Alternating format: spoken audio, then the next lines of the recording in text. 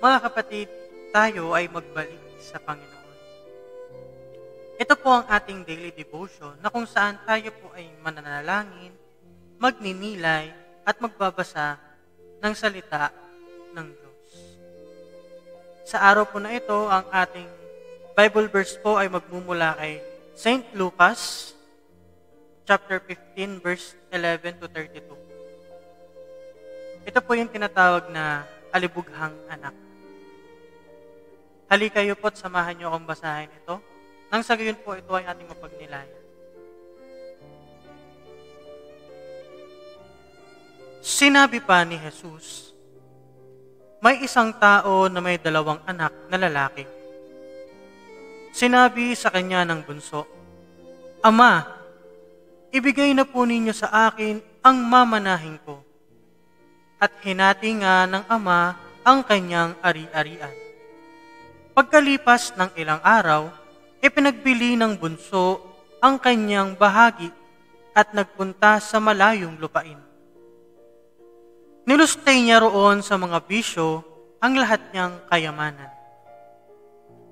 Nang maubos na ito, nagkaroon ng matinding tagutom sa lupaing iyon, kaya't siya'y nagsimulang maghirap.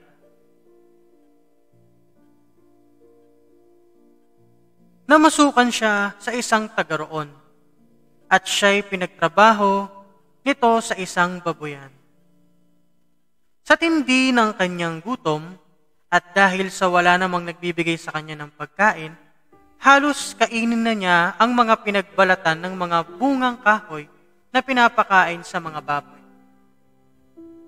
Ngunit napag-isip-isip niya ang kanyang ginawa at nasabi niya sa sarili, labis-labis ang pagkain ng mga alila ng aking ama, samantalang ako'y namamatay dito sa gutom.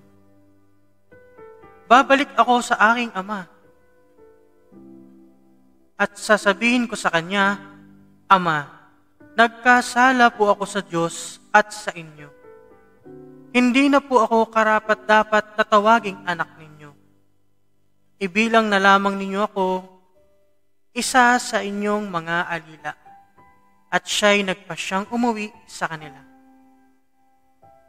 Malayo pa'y natanaw na siya ng kanyang ama, at dahil sa matinding awa ay patakbo siyang sinalubong, niyakap, at hinalikan. Sinabi ng anak, Ama, nagkasala po ako sa Diyos at sa inyo.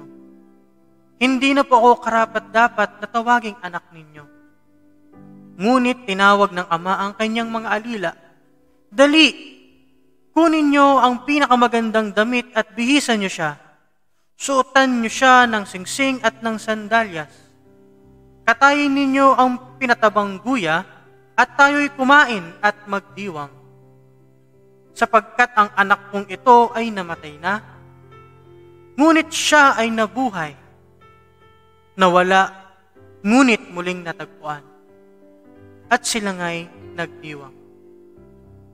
Nasa bukid noon ang anak na panganay. Nang umuwi siya at malapit na sa bahay, narinig niya ang tugtugan at sayawan. Tinawag niya ang isang utusan at tinanong, Bakit? Anong mayroon sa atin?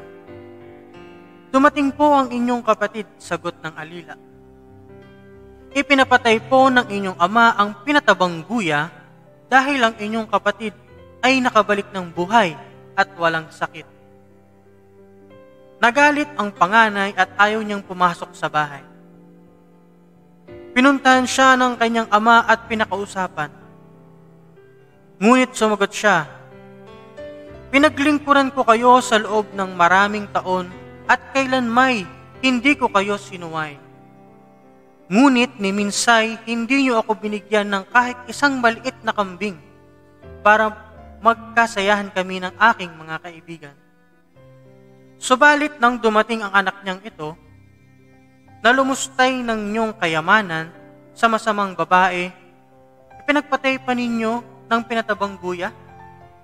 Sumagot ang ama, Anak, lagi kitang kapiling at ang lahat ng aking ari-arian ay sa iyo. nararapat lang na tayo'y magsaya at magdiwang sapagkat namatay na ang kapatid mo, ngunit nabuhay. Nawala, ngunit muling natagpuan.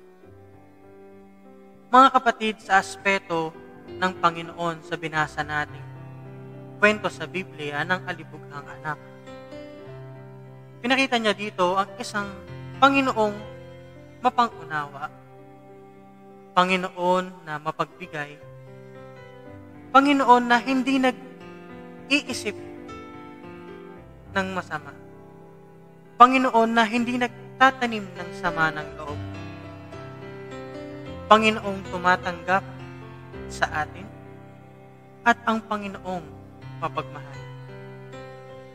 Gaya ng isang bata sa kwento na hiningi ang kanyang ari-arian sa kanyang ama habang ito'y nabubuhay pa,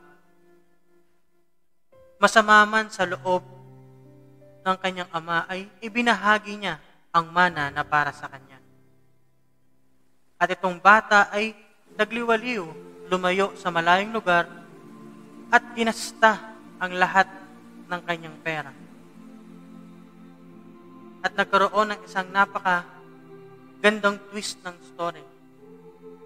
Kasi, yung araw na hirap na sa buhay, dun niya naalala na sa bahay ng kanyang ama, siya ay meron ng lahat. Maging ang pagkain ng mga alipin ay sumasapat at hindi nagkukulang. Maging tayo, mga kapatid, tayo ay may mga bagay na gustong makuha, mabili, at makamit. Kaya halos hinihingi natin lahat ng meron ang ating mga magulang. Kahit na sa tipoy silang walang-wala na, ay pilit silang gumagawa ng paraan upang maibigay man lang ang iyong luho. Mga kapatid, parang tayo ay isang bata na sakim sa kayamanan ng ating mga magulang. Ito ay ating ginagasta ng walang pakundangan. Ngunit, ang Panginoon ay sobrang bait sa atin na siya ay naghahantay sa ating pagbabalik. Siya ay pusong loob at taos-pusong tatanggap kapag tayo ay humingi ng tawad. Tayo man, mga tao na nagiging makasalanan, sarili ang iniisip, mapanakit, mga suwail, mga pasuway na anak sa Panginoon. Ngunit ang Panginoon ay mapagmahal. Ang ating Panginoon ay siyang umiintindi at tumatanggap sa mga anak niyang naliligaw. Tayo ay parang mga namatay na, ngunit muling nabuhay. Tayo ay nabuhay nung tayo'y bumalik sa Kanya. Ito ang kagustuhan ng Panginoon sa atin. Ipalaganap ang Kanyang salita para sa mga anak niya na hindi siya nakikilala. Ang mga anak niya na mga patay pa ang pananampalataya at gusto niyang makilala siya dahil siya ang magbibigay ng buhay. Mga kapatid, ang Panginoon ay sadyang mapagmahal. Kahit anong tindi ng kasalanan ng iyong ginawa, lagi mong iisipin na ang Diyos natin ay Diyos ng pagmamahal at Diyos ng pagpapatawad. Kahit gayon man ang Panginoon ay maunawain, kailangan nating bigyan ng hustisya ang ating nagawang kasalanan. Sa pamamagitan ng paghingi ng tawad, pagbabagong buhay, at pagbabalik loob sa Panginoon. Manalangin tayo mga kapatid. Panginoon, kami po ay lumayo papunta sa malayong lugar at Ikaw ay aming kinalimutan.